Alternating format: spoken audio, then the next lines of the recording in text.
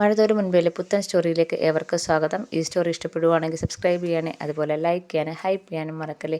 അങ്ങനെ സാധനങ്ങളെല്ലാം വാങ്ങിച്ചുകൊണ്ട് വരുമ്പോഴും പൗലോസ് ആണെങ്കിൽ ബില്ല് കൊടുക്കാൻ തയ്യാറാവുന്നില്ല. അപ്പം പൗലോസിൻ്റെ അടുത്ത് ചോദിക്കുന്നുണ്ട്, ബില്ല് എന്തെന്ന് ചോദിക്കുന്നുണ്ട്. അപ്പോൾ പൗലോസ് പറയുന്നുണ്ട്, പറ്റ് ബുക്കിലാണ് എഴുതുന്നതെന്ന് പറയുന്നുണ്ട്. പറ്റ് ബുക്ക് എന്ത് ചെയ്യുന്നു ചോദിക്കുന്നുണ്ട്. അത് കടക്കാർ പറ്റ് ബുക്ക് നമുക്ക് തരത്തില്ലല്ലോ എന്ന് പറയുമ്പം അതിൻ്റെ അപ്പനും ബൈജുവും ചിരിക്കുന്നുണ്ട്. അപ്പം എന്തിനാ അതിൻ്റെ പേട്ട ചിരിക്കുന്നതെന്ന് പൗലോസ് ചോദിക്കുന്നുണ്ട്. അപ്പം അലീന പറയുന്നുണ്ട്, പൗലോസ് ചേട്ടൻ തമാശ പറഞ്ഞാണെന്ന് അവർക്ക് മനസ്സിലായി, അതുകൊണ്ട് ചിരി വന്നതെന്ന് പറയാണ്. എന്നാൽ കടക്കഴിഞ്ഞ് ഇവിടെ ബുക്കുണ്ടോ എന്ന് ചോദിക്കുമ്പം ഉണ്ടെന്ന് പറഞ്ഞ് ബുക്ക് എടുത്ത് കാണിക്കുന്നുണ്ട്. അങ്ങനെ ഇതെല്ലാം എങ്ങനെ എഴുതി വെക്കും, ബുക്ക് എടുത്തുകൊണ്ട് പോകാൻ ഞാൻ എന്താണെന്ന് ചോദിക്കുന്നുണ്ട്. മറന്നുപോയി ഞാൻ നാളെ തന്നെ കൊണ്ട് എഴുതിപ്പിക്കാം എന്നൊക്കെ പറയുന്നുണ്ട്. എന്തായാലും ഓരോരുത്തരിൻ്റെയും എത്ര കിലോ ഉണ്ടെന്നൊക്കെ അലീനയെ പറയിപ്പിക്കുന്നുണ്ട്. അതെല്ലാം എഴുതി വെക്കുന്നുണ്ട്. അപ്പം അരി 30 കിലോ ഉണ്ടെന്ന് പറയുമ്പം അലീന ചോദിക്കുന്നുണ്ട്, ഇത് കണ്ടിട്ട് അരി 30 കിലോ ഉണ്ടെന്ന് തോന്നുന്നില്ലല്ലോ. അല്ല, 20 കിലോ ആണെന്ന് പറയാണ്. അപ്പം ഇന്നലെയും പോയി അരി വാങ്ങിച്ചെന്നൊക്കെ പൗലോസ് പറയുന്നുണ്ട്. അതെന്തെന്ന് ചോദിക്കുമ്പം അതെടുത്തുകൊണ്ട് വരുമ്പം അപ്പം അലീന പറയുന്നുണ്ട്, ഇതാകപ്പാടെ 2 കിലോ ഉള്ളല്ലോ. അങ്ങനെ പൗലോസ് പറയുന്നത് മൊത്തം കള്ളത്തരാണെന്ന് അലീനയ്ക്ക് മനസ്സിലാവുന്നുണ്ട്. അപ്പം അലീന പറയുന്നുണ്ട്, ഈ സാധനങ്ങളൊക്കെ എടുത്ത് ജീപ്പിലോട്ട് കയറ്റാൻ പറഞ്ഞു. ഈ ജീപ്പിൽ കയറിയിട്ട് നമുക്ക് ഇതായിട്ട് കടയിൽ കൊണ്ടുപോകാം. അയാൾ എന്തിനാ ഈ പരിപാടി കാണിക്കുന്നതെന്ന് അറിയണമല്ലോ. മാത്രമല്ല ഈ സാധനത്തൊക്കെ നല്ല വില ഇട്ടിട്ടുണ്ട്.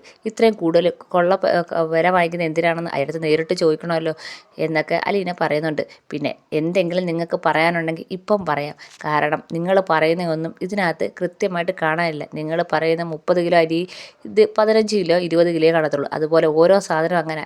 എന്തെങ്കിലും നിങ്ങൾക്കറിയാമെങ്കിൽ ഇപ്പോൾ പറയാമെന്ന് പറയുന്നുണ്ട്.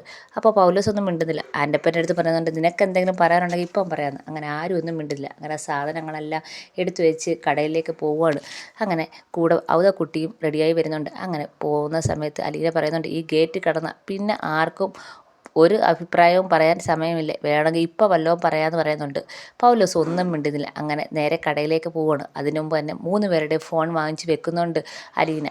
അങ്ങനെ കടയിലേക്ക് അവിടെ ചെല്ലുമ്പോഴും അലീന പറയുന്നുണ്ട്, പൗലോസ് ചേട്ടന് എന്തെങ്കിലും പറയാനുണ്ടോ? ഒന്നും പറയാനില്ലെന്നും പറഞ്ഞ് പൗലോസ് തല ഒലിച്ചിരിക്കുകയാണ്. അപ്പോൾ ബൈജുവിൻ്റെ അടുത്ത് പറയുന്നുണ്ട്, ഏത് കടയിൽ നിന്ന് സാധനം വാങ്ങിക്കുന്നതെന്ന് ചോദിക്കുകയാണ്. അങ്ങനെ കടയുടെ മുന്നിൽ വണ്ടി കൊണ്ട് നിർത്തിയാണ്. അപ്പം അലീന അപ്പോഴും പൗലോസിനെ നോക്കുന്നുണ്ട്. പൗലോസ് ഒന്നും മിണ്ടായിരിക്കുകയാണ്. ഒരു അക്ഷരം മിണ്ടത്തില്ല എന്നുള്ളൊരു വാശിയിൽ തന്നെ ഇരിക്കുകയാണ് പൗലോസ്. അങ്ങനെ ഇറങ്ങി ചെല്ലുമ്പോൾ കടക്കാരൻ്റെ അടുത്ത് ചോദിക്കുന്നുണ്ട്, ചേട്ടാ ഇവിടുന്ന് ആണോ സാധനങ്ങളൊക്കെ വാങ്ങിക്കുന്നത്? കേണൽ സ്റ്റാൻലിയുടെ വീട്ടിലേക്ക് വാങ്ങിക്കുന്ന സാധനങ്ങളെല്ലാം ഇവിടുന്ന് ആണോ എന്ന് ചോദിക്കുന്നുണ്ട്. അപ്പം ആണെന്ന് പറയുന്നുണ്ട്. ചേട്ടനാണോ ഈ 1 കിലോ വെളിച്ചെണ്ണയ്ക്ക് 450 രൂപ വാങ്ങിക്കുന്നത്? അപ്പം സാധനത്തിൻ്റെ ലിസ്റ്റൊക്കെ അലീന പറഞ്ഞു കൊടുക്കുന്നുണ്ട്. ഇത്രയും കൊള്ള വില വാങ്ങിക്കാൻ ചേട്ടന് ഒരു ഉളുപ്പ് തോന്നില്ലേ എന്നൊക്കെ ചോദിക്കുന്നുണ്ട്. അപ്പം ആ കടക്കാരനാണെങ്കിൽ അലീൻ്റെ അടുത്ത് ചൂടാവുകയാണ്. ഇവിടെ അങ്ങനെ ഇത്ര വിലയൊക്കെ എടുക്കും എന്നൊക്കെ പറഞ്ഞ് നന്നായിട്ട് ചൂടാവുന്നുണ്ട്. അപ്പോഴാണ് ഔതക്കുട്ടി അങ്ങോട്ട് വരുന്നത്. കൂടെ പൗലോസും ഇറങ്ങി വരുന്നുണ്ട്. ഔതക്കുട്ടി ചോദിക്കുന്നുണ്ട്, എന്താടാ കൊച്ചു ചോദിച്ചത് നിനക്ക് ഉത്തരവില്ലേ? നീ എന്തിനാ ഇത്ര കൊള്ള വില എടുക്കുന്നത്? അപ്പം ഔതക്കുട്ടി എടുത്തും ചൂടായി ചെല്ലുമ്പോൾ ഔതക്കുട്ടി പറയുന്നുണ്ട്, മര്യാദയ്ക്ക് സംസാരിച്ചോണം. കേണൽ സ്റ്റാൻലിയുടെ അപ്പനോട് മര്യാദയ്ക്ക് സംസാരിച്ചില്ലെങ്കിൽ നിൻ്റെ കടയും നിന്നെയും കൂടെ പൊതുക്കി കുളത്തൂപ്പുഴയിലോട്ട് ഞാൻ എടുത്ത് എറിയും, പറഞ്ഞേക്കാം എന്നും പറഞ്ഞുകൊണ്ട് ഔതക്കുട്ടി നന്നായിട്ട് ചൂടാവുന്നുണ്ട്. അപ്പം മര്യാദയ്ക്ക് പറയടാ, കൊച്ചു ചോദിച്ചതിന് ഉത്തരം പറ. എന്തുവാണ് ഇവിടെ കാണിച്ചു കൂട്ടുന്നത്? സാധനങ്ങൾക്കൊക്കെ ഇത്ര വില വരുന്നത് എന്താ?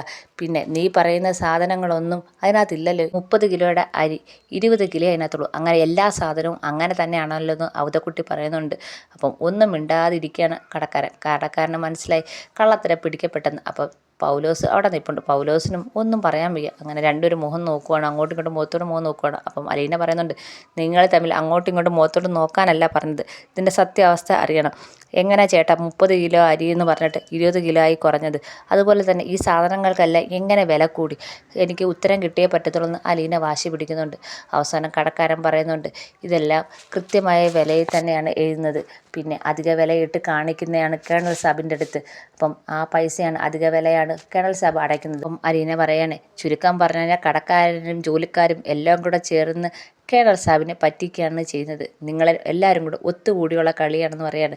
പൗതക്കുട്ടി പറയുന്നത്, എൻ്റെ മോനെ പറ്റിച്ചിട്ട് നീ ഇവിടെ അങ്ങനെ സൂചിച്ച് കട നടത്തി നിൽക്കാമെന്ന് വിചാരിക്കേണ്ട. നിനക്കുള്ള പണി വരുന്നുണ്ടെന്ന് ഔതക്കുട്ടി പറയുന്നുണ്ട്.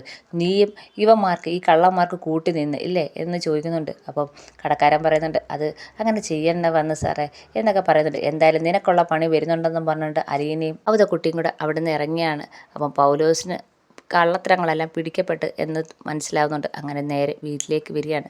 വീട്ടിലേക്ക് വന്നിട്ട് ജീപ്പിൽ നിന്ന് ഇറങ്ങുമ്പോൾ തന്നെ പൗലോസ് ഇങ്ങനെ തല കുനിച്ചിരിക്കുകയാണ്. അപ്പോൾ ബൈജുവിനെയും പൗലോസിനെയും വിളിച്ചെടുത്തിട്ട് അലീന ചോദിക്കുകയാണ്, ഇത്രയും കള്ളത്തരം കാണിച്ചിട്ട് നിങ്ങൾക്ക് ഇങ്ങനെ ഞങ്ങളുടെ മുന്നിൽ വന്ന് നിൽക്കാൻ ഒരു നാണം തോന്നില്ലേ? വിശ്വസിച്ച് നിങ്ങളെ കാര്യങ്ങളെല്ലാം പപ്പ ഏൽപ്പിച്ചല്ലേ, ഒന്ന് പറ്റിക്കുമ്പോൾ നിങ്ങളുടെ മനസാക്ഷി കുത്തെങ്കിലും ഉണ്ടാവതില്ലേ എന്ന് ചോദിക്കുന്നുണ്ട്. അപ്പോൾ പൗലോസ് ഒന്നും മിണ്ടാതെ കുനിഞ്ഞിരിക്കുകയാണ്. ബൈജുവിൻ്റെ അടുത്ത് ചോദിക്കുന്നുണ്ട്, ബൈജുട്ടാ നിങ്ങൾക്കൊക്കെ കൃത്യമായി ശമ്പളം തരുന്നുണ്ട്, ഒരു ദിവസം പോലും മുടങ്ങാതെ ശമ്പളം തരുന്നുണ്ട്, നിങ്ങളെ വിശ്വസിച്ചാണ് എല്ലാം ഏൽപ്പിക്കുന്നത്, എന്നിട്ട് എൻ്റെ പപ്പയെ ചതിക്കാൻ നിങ്ങൾക്ക് തോന്നിയോ എന്ന് ചോദിക്കുകയാണ്. ഇതൊക്കെ എങ്ങനെയാണ് ഇവിടെ നടക്കുന്നത്, എങ്ങനെയാണ് എല്ലാവരും കൂടെ വീതം വെക്കുന്നത്, അതെനിക്ക് അറിയണമെന്ന് പറയാണ്. അപ്പം പൗലോസും ബൈജും മിണ്ടായിരിക്കുന്നുണ്ട്.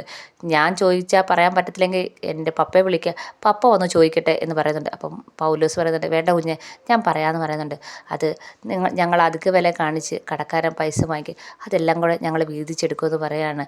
അപ്പം നിങ്ങൾ രണ്ടുപേരും മാത്രമേ ഉള്ളൂ ഈ കൂട്ടത്തിൽ നിന്ന് ചോദിക്കുകയാണ്. ആൻ്റപ്പേട്ടനും ഉണ്ടോ എന്ന് ചോദിക്കുകയാണ്. ആൻ്റപ്പേട്ടൻ അതൊന്നും എടുക്കാറില്ല, പക്ഷേ ആൻ്റപ്പേട്ടന് കാര്യങ്ങളെല്ലാം അറിയാമെന്ന് പൗലോസ് പറയുന്നുണ്ട്. നിങ്ങൾക്ക് കുറച്ചെങ്കിലും ഒരു നാണം വേണമായിരുന്നു, ഇത്രയും ഒരു വിശ്വസിച്ച ആളെ ചതിക്കാൻ തോന്നിയല്ലോ. ഇവിടുന്ന് സാധനം എടുത്ത് വേലക്കാരിക്ക് കൊടുക്കുന്നു, മാത്രമല്ല കടയിൽ നിന്ന് സാധനങ്ങൾ പറ്റിച്ചു വാങ്ങിക്കുന്നു, എന്തൊക്കെയാണ് നിങ്ങൾ ഈ ചതി കാണിക്കുന്നതെന്നൊക്കെ ചോദിക്കുന്നുണ്ട്. അപ്പോൾ അവതക്കുട്ടി പറയുന്നുണ്ട്, എൻ്റെ മോനെ പറ്റിച്ചിട്ട് ഇനി ഇവിടെ ജോലി ചെയ്യാമെന്ന് നീ ആലോചിക്കുക വേണ്ട എന്നും പറഞ്ഞുകൊണ്ട് പോകുന്നുണ്ട്. അങ്ങനെ അലീന അങ്ങ് ദേഷ്യം കയറി പോവുകയാണ്. ബൈജുവും പൗലോസും മുഖത്തോട് മുഖം ഇങ്ങനെ നോക്കുന്നുണ്ട്. രണ്ടുപേർക്കും കള്ളത്തരങ്ങളെല്ലാം പിടിക്കപ്പെട്ടെന്ന് മനസ്സിലായി. അതിനുശേഷം അലീന നേരെ ആൻ്റപ്പൻ്റെ അടുത്ത് പോകുന്നുണ്ട്. അപ്പം ആൻ്റപ്പൻ ആകെപ്പാടെ പേടിച്ച് നിൽക്കുകയാണ്. അപ്പം ആൻ്റപ്പേട്ട, എനിക്ക് ആൻ്റപ്പേട്ടൻ്റെ അടുത്തൊരു കാര്യം ചോദിക്കാനുണ്ട്. അപ്പം ആൻ്റപ്പൻ എന്താ കുഞ്ഞെന്ന് ചോദിക്കുന്നുണ്ട്. എത്ര വർഷമായി പപ്പയുടെ കൂടെ ഉണ്ടായിട്ട് എന്ന് ചോദിക്കുകയാണ്. അത് അങ്ങ് മിലിട്ടറിയിലുണ്ടായിരുന്ന കാലം തൊട്ടേ ഞാനുണ്ടെന്ന് പറയാണ്. എന്നിട്ടാണോ എൻ്റെ പപ്പയെ ഇങ്ങനെ ചതി ചെയ്യുന്നവന്മാർക്ക് കൂട്ടി നിൽക്കാൻ എങ്ങനെ തോന്നിയെന്ന് ചോദിക്കുകയാണ്. പപ്പ ഒരിക്കലും പ്രതീക്ഷിക്കത്തില്ല ആൻ്റപ്പേട്ടൻ്റെ നിന്ന് ഒരു ചതി, അത്രയ്ക്ക് വിശ്വാസമാണ് പപ്പയ്ക്ക് ആൻ്റപ്പേട്ടനെ എന്ന് പറയുകയാണ്. ഇത് കേൾക്കുമ്പോൾ ആൻ്റപ്പൻ നല്ല വിഷമം വരുന്നുണ്ട്. അവരെ പോലല്ലല്ലോ ആൻ്റപ്പേട്ടൻ, ആൻ്റപ്പേട്ടനല്ലേ എന്ത് കാര്യത്തിനും എൻ്റെ പപ്പ വിളിക്കുന്നത്, അത്ര വിശ്വസ്തയായ ആൻ്റപ്പൻ ഇത്ര വലിയ ചതി കാണിച്ചെന്ന് പപ്പ അറിഞ്ഞ പപ്പയ്ക്ക് സഹിക്കാൻ പറ്റുമെന്ന് ചോദിക്കുകയാണ്. അപ്പോൾ ഇത് കേൾക്കുമ്പോഴത്തേക്ക് ആൻ്റപ്പന് നല്ല വിഷമം വരുന്നുണ്ട്. അപ്പോൾ ആൻ്റപ്പൻ പറയുന്നുണ്ട്, കുഞ്ഞ് എനിക്കൊരു അബദ്ധം പറ്റിപ്പോയി, അവർ ചെയ്ത തെറ്റിന് ഞാൻ മിണ്ടാതെ നിന്നത് ശരിയാണ്, ഞാൻ ചെയ്ത തെറ്റാണെന്ന് എനിക്കറിയാം. അപ്പോൾ ഇത് കേൾക്കുമ്പോൾ അലീനയ്ക്ക് നല്ല വിഷമം വരുന്നുണ്ട്. അലീന പറയുന്നുണ്ട്, എല്ലാവരും കൂടെ ആ പാവത്തെ ചതിക്കുക, കൂടെ നിന്നവരെല്ലാം ഒരുമിച്ച് നിന്ന് ചതിക്കുക എന്ന് പറഞ്ഞ് അലീന സങ്കടപ്പെടുകയാണ്. ഇത് കേൾക്കുമ്പോൾ ആൻ്റപ്പന് നല്ല സങ്കടം വരുന്നുണ്ട്. അപ്പം അലീന പറയുന്നതുകൊണ്ട് എത്രയോ പേര് ആഹാരം കിട്ടാതെ നടക്കുന്നുണ്ട്, ഇവിടെ എല്ലാവരും കൂടെ കൂട്ടം ചേർന്ന് പറ്റിക്കുകയാണ്, കാശുണ്ടാക്കുകയാണ്, ഇതൊന്നും അറിയാതെ എൻ്റെ പപ്പയാണെങ്കിൽ നിങ്ങളെല്ലാം വിശ്വസിച്ച് കൂടെ നിർത്തുന്നതെന്നൊക്കെ പറഞ്ഞ് അലീന ഭയങ്കര സങ്കടത്തോടെ പറയുന്നുണ്ട്. ഇതൊക്കെ കേൾക്കുമ്പോൾ ആൻ്റപ്പന് വിഷമം വരുന്നുണ്ട്. ആൻ്റപ്പൻ പറയുന്നുണ്ട്, മോളെ എനിക്കൊരബദ്ധം പറ്റി, മോൾ എന്നോട് പൊറുക്ക്, ഞാൻ അവർക്ക് കൂട്ടി നിന്ന്, അല്ലാതെ ഞാൻ ഇതിൽ നിന്ന് ഒരു പങ്ക് പോലും എടുത്തിട്ടില്ല, പക്ഷേ അവർക്ക് കൂട്ടി നിന്ന വലിയ തെറ്റ് ഞാൻ ചെയ്തിട്ടുണ്ടെന്നും പറഞ്ഞുകൊണ്ട് അലീനയുടെ മുന്നിൽ ക്ഷമ യാചിക്കുകയാണ് ആൻ്റപ്പൻ.